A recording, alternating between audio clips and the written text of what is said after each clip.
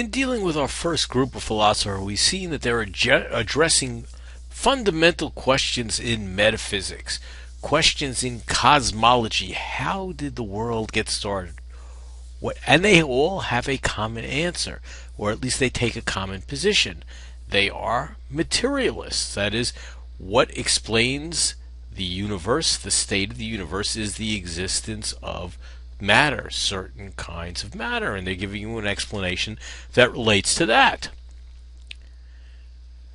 Now we're going to come across some philosophers that are contributing different in a different way. That is, they don't necessarily think that materialism is the answer, and maybe they're addressing different questions.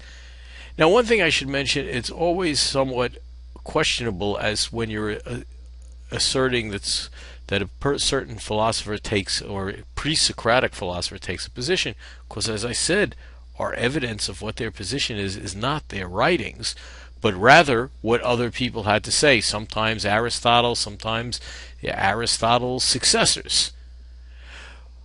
But there are two transitional figures that we want to see later than the Milesians, but before the next group, but are really very important figures: Pythagoras and Xenophanes.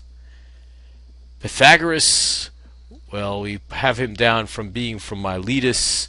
He was probably from a place, Samos, and he actually moved around, ended up in Italy.